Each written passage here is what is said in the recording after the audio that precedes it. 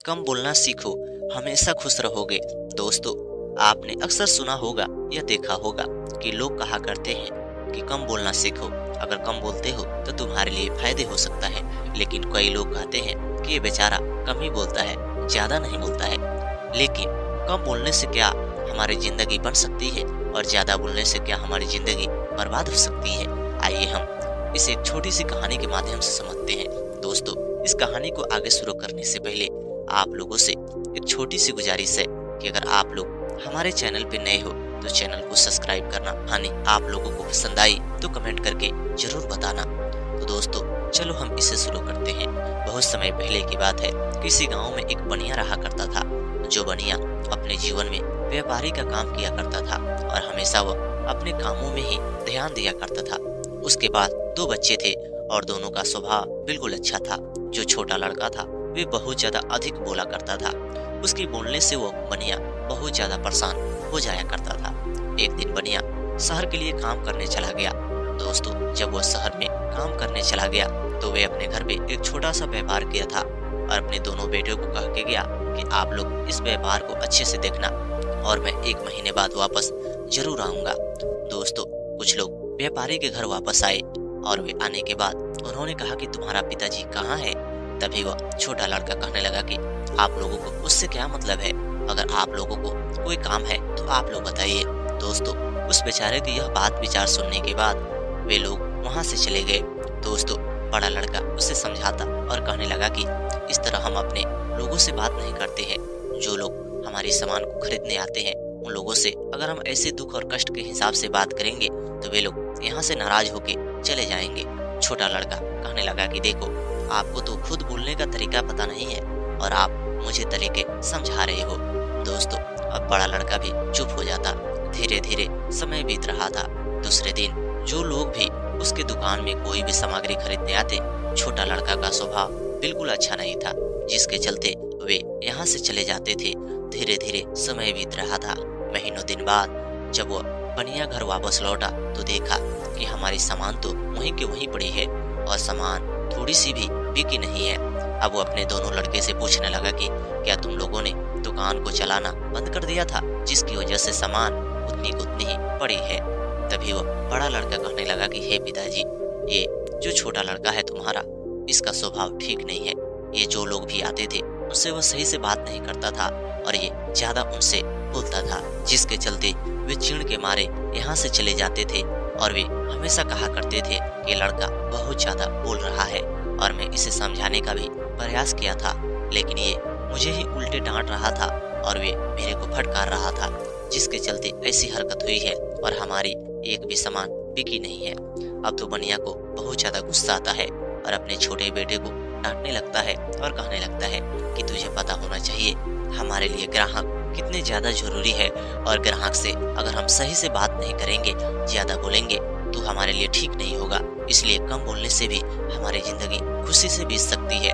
दोस्तों, ये बात सुनने के बाद वो बेचारा छोटा लड़का अपने घर पे जा पहुंचा और वे दुकान भी बंद कर चुका था। सुबह उठने के बाद वो बेचारा बनिया फिर से दूसरे गाँव में गया था। तभी वो छोटा लड़का ही अपनी दुकान को संभाल रहा था। उसी बीच एक सेठ आता है और वे सेठ कहता है कि तुम्हारे पिताजी कहाँ है, मुझे कुछ सामान चाहिए, वे भी उधार। तभी वो छोटा लड़का उसे बहुत जोरों को डांट देता है और वे ज्यादा उसके साथ बोलने लगता है। अब तो ये बात और ज्यादा बढ़ जाती है और सेठ भी उससे बहस कर बैठता है। अब शाम के समय में ये पंचायत होती है और वे सेठ उन लोगों को बहुत ज्यादा दंड दिया करता है और कहता है कि लड़का मेरे को बदतमीजी से बात कर रहा था और ये कड़े हिसाब से बातें कर रहा था, ज्यादा बोल रहा था। दोस्तों, अब वो सेठ की ओर से सारे लोग भी खड़े थे, जिसकी वजह से बनिया को भारी नुकसान सहना पड़ा और बनिया ने उसे नुकसान दिया क्योंकि वो बेचारा बहुत ज्यादा बोला था और बोलते बोलते उसे गाली दे दिया था, जिसकी वजह से उसे दंड सहनी पड़ी थी। जब वो बनिया दंड देकर शाम के समय घर वापस आया तो अपने बेटे को वे मारने के लिए दौड़ रहा था और उसे वह घर से बाहर निकलने को कहा और लड़का गुस्से से घर से बाहर ही निकल गया। चलते चलते वे एक नदी के किनारे जाकर बैठ गया। जब वो नदी के किनारे बैठा था और वे सोच रहा था कि आखिर मुझ में ऐसी क्या कमी है कि मैं घर से बाहर निकल गया और लोग मुझे तरह तरह के बात भी कर बैठते हैं, तना भी मारते हैं। तभी वह वहाँ पर एक बौद्ध भिक्षु भी आ रहे थे। और बौद्ध भिक्षु भी उसी पेड़ के पीछे आकर बैठ गए और वे भी आराम करने लगे। थोड़ी देर बाद वो बौद्ध भिक्षु पूछ लिए कि बेटे तुम कौन हो, कहाँ से आए हो। तभी वो कहने लगा कि मैं कोई भी हूँ, कहाँ से आया हूँ, आपको क्या मतलब। दोस्तों वहाँ पे भी वो बहुत ज्यादा कड़े हिसाब से बात किया और भी गुस्से से बात किया। उन्होंने मुस्कुराया और कहा कि बेटे मैं तुम्हारा मार्ग पूछ रहा हूँ, क्या तुम्हें भी उस नदी के पार करके दूसरे गांव में जाना है। तभी उसने कहा कि नहीं, मुझे तो नदी में मर जाना है, मैं तो नदी में मरने आया हूँ। ये बात सुनते ही उन्हें लगा कि शायद लड़का मजाक कर रहा है। थोड़ी देर बाद जैसे वो नदी में छलांग लगाने वाला था, उसके हाथों को उन्होंने पकड़ा और कहा कि ये क्या कर रही हो, तुम तो अनर्थ कर रही हो, आत्महत्या कर रही हो। आत्महत्या करने से ठीक नहीं होती है, आत्महत्या करना बिल्कुल पाप होता है। तभी वह कहने लगा कि आप ही बताइए तो मैं क्या करूं, आखिर मेरे साथ मेरे माता पिता भी नहीं है, मेरे भाई बहन भी नहीं है, सब कोई मेरा साथ भी छोड़ चुका है। सब लोग मुझे ही खराब कहते हैं और कहा कहते हैं कि कम बोला करो, तुम्हारे लिए फायदा है, कम बोलने से तुम हमेशा खुश रहोगे। आप ही बताइए कि मैं इसमें क्या कर सकता हूँ, मेरी बोली ही वैसे ही है। तभी उन्होंने कहा कि बेटे कोई बात नहीं, मेरी बात को ध्यान से सुनो। और उन्होंने कहा कि पहले ये बताओ कि तुम्हारे साथ क्या हुआ है। तभी वो पूरी घटना को बताया और कहने लगा कि आप ही बताइए कि इसमें कौन सी मैंने गलती कर दिया। उन्होंने कहा कि ठीक है, अब तो जो होना था वे हो चुका है, एक मेरी बात को मानो और ये सलाह मैं तुम्हें देता हूँ, तुम एक काम करो, मेरा शीर्ष बन जाओ। उसके बाद तुम मेरा शीर्ष बन जाओगे, तुम्हारी सारी दुख और परेशानी दूर हो जाएगी। तभी उसने कहा कि लेकिन मैं आपका शीर्ष क्यों बन जाऊं, आखिर मेरे को क्या फायदा हो सकता है। उन्होंने कहा कि चलो तुम्हें फायदे तो जरूर दिखाई देगा, मैं तुम्हारे घर पे जरूर तुम्हें एक न एक दिन पहुंचा दूंगा। यह बात सुनने के बाद उसने कहा कि ठीक है, अगर आप मेरे घर पे पहुंचा देते हो तो ठीक से मैं अपने घर पे रह लूंगा, लेकिन मेरे माता पिता तो मेरे को स्वीकार नहीं करेंगे। उन्होंने कहा कि नहीं, तुम्हारे माता पिता बिल्कुल स्वीकार करेंगे। और वे बौद्ध भिक्षु उसे लेकर चले जाते हैं और वे और शिष्यों से हमेशा की तरह बात विचार करता, लेकिन वह जब भी बातें विचार करता ऐसा लगता कि वह झगड़े लड़ाई जैसा बातें विचार कर रहा था और वे सब शिष्यों से ज्यादा ही बातचीत किया करता था। एक दिन उन्होंने कहा कि हे बेटे, क्या तुम मेरी कुछ बात को मानोगे। उसने कहा कि हे गुरु, मैं आपका शीर्ष हूँ, आप जो भी कहिएगा मैं मानने के लिए बिल्कुल तैयार हूँ, आप एक बार उसे कह के देखिए। तभी उन्होंने कहा कि मैं तो चाह रहा हूँ कि तुम अपने लिए एक दिन के लिए मन व्रत रखो, जिसकी वजह से तुम्हारे लिए बहुत ज्यादा फायदेमंद हो सकता है। तभी उन्होंने कहा कि ठीक है, अगर आप कह रहे हो तो मैं मन व्रत जरूर रखूंगा। और वे एक दिन के लिए चुप हो गया, लेकिन जैसे वह कुछ मिनटों के लिए चुप हुआ था, उसके अंदर से बेचैनी हो रही थी। वे बार बार इधर जा रहा था, उधर जा रहा था और उससे लग रहा था कि मैं कब किसी से बोल दूं, क्योंकि वह हमेशा ज्यादा बोला करता था और गुरु ने उसे कहा था कि आपको किसी से ज्यादा बोलना नहीं है। दोस्तों धीरे धीरे समय बीत रही थी, अब उसके अंदर बेचैनी सी हो रही थी। वे ऐसे लग रहा था कि अपने ही शरीर को वह नोच रहा है, कभी वह इधर भागता तो कभी उधर भागता। गुरु सारी उसकी बातों को देख रहे थे और उसके ऊपर ही वह निगाह रखे थे। धीरे धीरे समय बीत रहा था, शाम के समय में उसका व्रत को पूरा किया गया और उसके बाद गुरु ने कहा कि हे बेटे, क्या हुआ, तुम जब अपने मुंह को बंद किए थे और चुप्पी साधे थे, तुम्हारे अंदर बेचैनी हो रही थी। उसने कहा कि हे गुरु, ये कौन सा व्रत है, मेरे से ये नहीं हो सकता है। गुरु ने कहा कि ठीक है, तुमसे नहीं हो सकता है तो तुम यहाँ से जा सकते हो। अगर तुम्हें लगता है कि मैंने तुम्हें गलत शिक्षा दे रहा हूँ तो तुम मेरा साथ भी छोड़ सकते हो।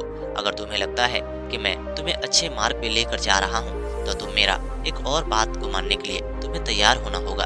उसने कहा कि ठीक है, आप बताइए, आपका एक और बात मानने के लिए मैं बिल्कुल तैयार हूँ। उन्होंने कहा कि देखो, बगल के गांव में आपको जाना है और आपको भिक्षा नहीं मांगनी है, बल्कि आपको चुप रहना है और किसी से बात नहीं करना है और शाम तक आपको घूम के आना है।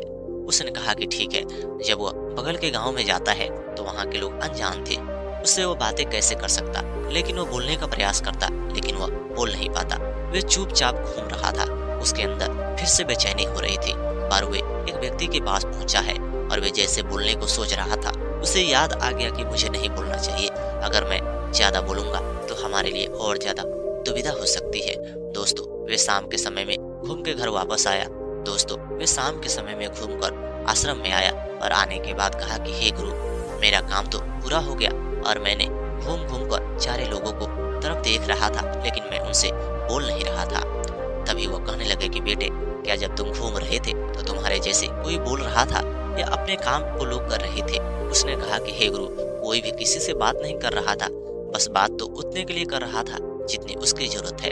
तभी गुरु ने कहा कि देखो, वही काम तुझे भी करना है और तुम्हें भी उतना ही बात करना है जितना तुम्हें काम की आवश्यकता हो। अगर तुम समय से ज्यादा और बातों से ज्यादा भी बात करते हो, उसके लिए तुम्हें नुकसान भी झेलनी पड़ सकती है। अगर तुम किसी से ज्यादा बोलते हो और तुम्हारी बोलने की वजह से वे बेचारा परेशान हो जाता है, वे बेचारा दुखी हो जाता है, तो वे दुखी होकर चला जाता है और बाद में तुम भी दुखी हो जाओगे।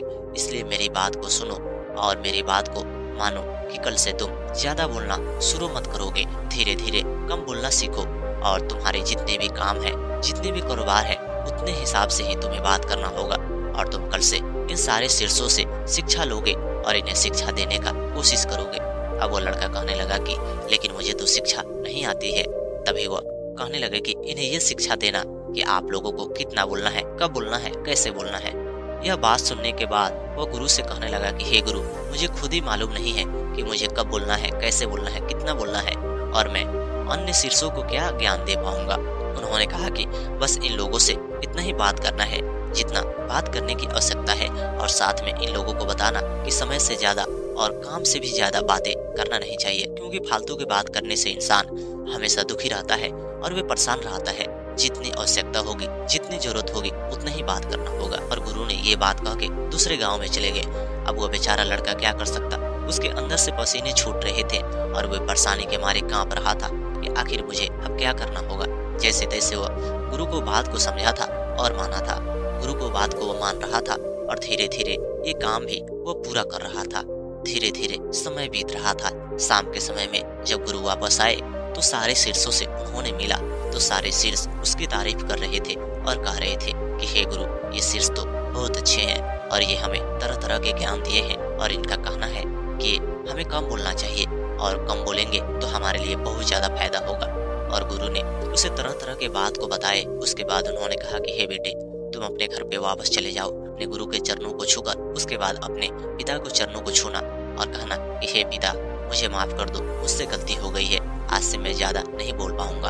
और पिता आपको कुछ भी कहेंगे, आपको बस चुप रहना है और धीरे धीरे अपने कारोबार को चलाना और उसमें जो लोग भी जिस काम के लिए आएंगे उतना ही बात करना, उनसे अधिक बात मत करना और उनसे ज्यादा बात विचार करने का कोशिश भी मत करना।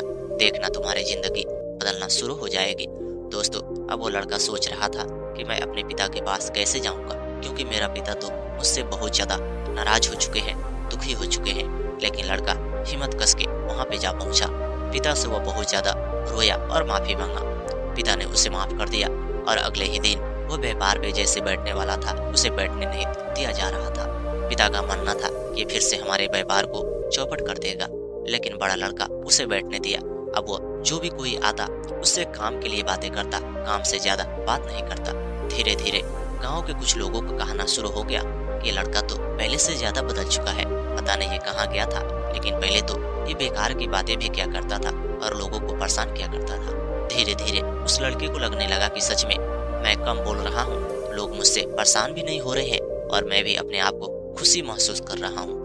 उस दिन से वो लड़का सोचने लगा कि बात सही है कि कम बोलने से भी इंसान खुश रह सकता है और ज्यादा बोलने से इंसान हमेशा परेशान रह सकता है, क्योंकि काम की बातें अगर इंसान करता है तो वह हमेशा खुश रहेगा, लेकिन काम से ज्यादा भी अगर वह बातें करता है तो उसके मुंह से ऐसी बातें निकल जाएगी जो उसके लिए नुकसान हो सकता है। तो दोस्तों, ये कहानी आप लोगों को कैसी लगी? अगर ये कहानी आप लोगों को पसंद आई तो कमेंट करके जरूर बताना और हमारे चैनल पे नए हो तो चैनल को भी सब्सक्राइब करना।